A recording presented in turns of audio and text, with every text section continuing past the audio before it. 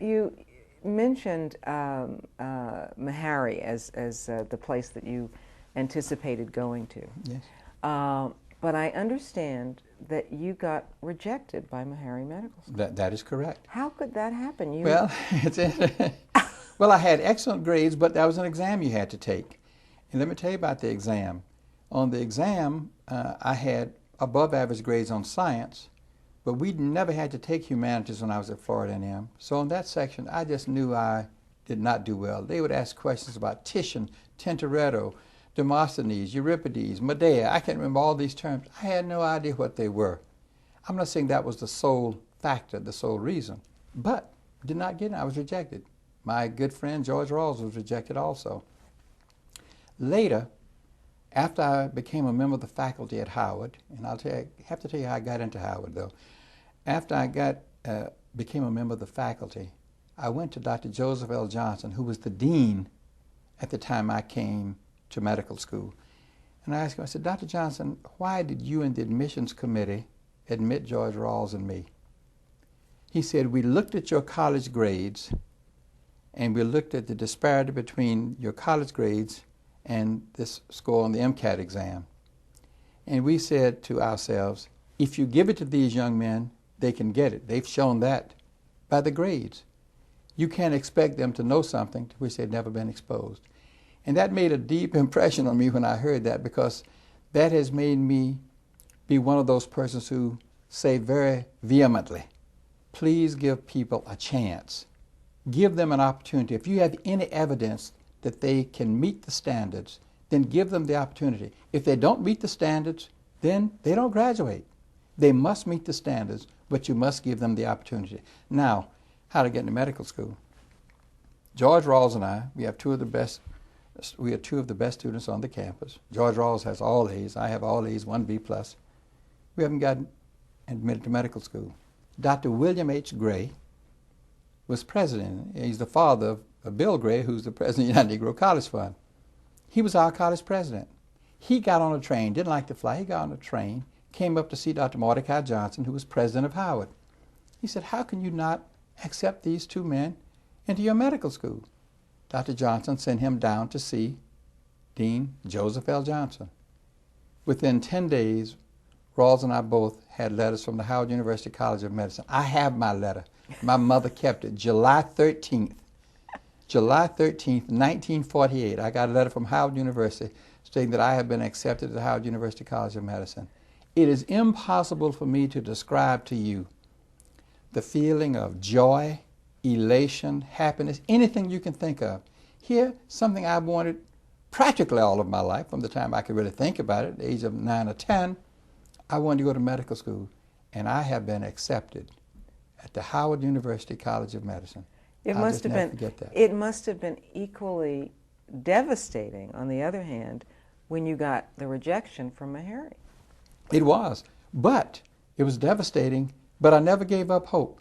And I often think about this. I had only applied to 2 medical schools, Howard and Meharry. Realistically, that's all I could go to. I'm 18 years old. What am I going to do if I don't get into either medical school? I have no idea. Florida A&M at that time had no graduate degree program, no master's, no PhD program. I couldn't have done that. Would I have taught? 18 years old, going to have to teach people who are 17, 18, are they going to listen to me? I don't know, I must admit I hadn't thought that much about it. I just believed I was going to get in. I thought that with my grades, I said I should get into medical school. But when I heard from Meharry, I said, well, that may not be so. But fortunately, I did. When you say that, I couldn't have gone to any medical school in the South, because that was verboten. That's out, all right?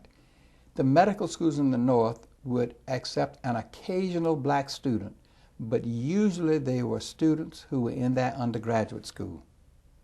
See, if they went to the University of Michigan Medical School, you'd gone to Michigan's undergraduate school. Not always, but as a general rule. So I knew from a realistic point of view, it would either have to be Meharry or Howard.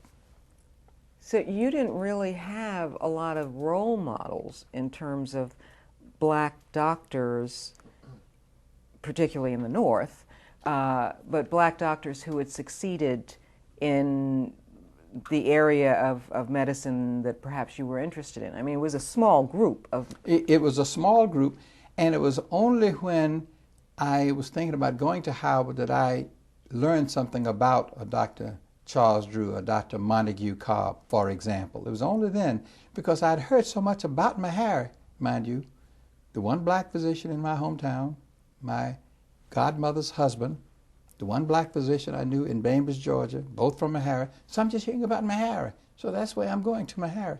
When I don't get that, sure, it was devastating, yes, but I still never gave up hope. The mere fact that I was in medical school, I was on cloud 9, as they say. Here I am. I'm in medical school, and I'm coming to Howard University. And then, once I got admitted to Howard, accepted to Howard Medical School, then I started reading all about Mordecai Johnson, Ernest Just, Charles Drew, Montague Cobb. Started reading about the people that I would hear more about. Now, Ernest Just was taught up, as we say, on the Hill in the undergraduate school and taught biology and written one of the seminal books on the biology of the cell. But I was reading about him because these were people at Howard. And then I wanted to know about people at Howard, and I started reading about people like Sterling Brown, Elaine Locke, because I'm not going to Howard, so I'm trying to learn as much as I can before I get there, even though I'm not going to the undergraduate school, I'm going to a professional school, the medical school. But something that really bothered me was the fact that it was a segregated city. I didn't let it really bother me because I'm in medical school. But I just kind of thought that Washington, D.C., that's the seat of the federal government. That should be a city that's integrated. It shouldn't be segregated. And we thought about that. And there were certain places you couldn't go downtown. I mean, you went downtown. You couldn't go anywhere downtown if you were to go there.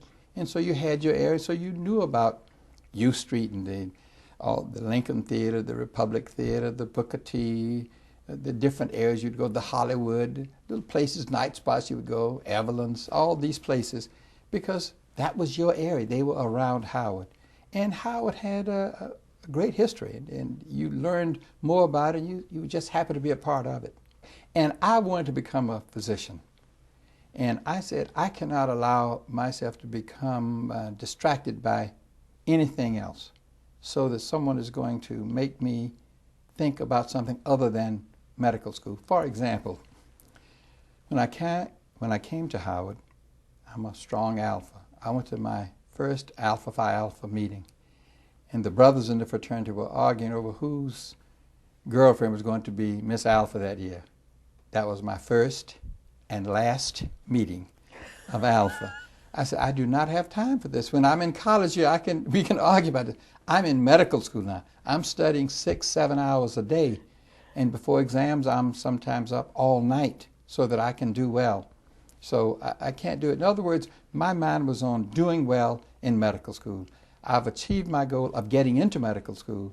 Now I've got to prove not only to myself that I'm worthy, but to others that I'm worthy of the Howard University Admissions Committee having taken this chance with me.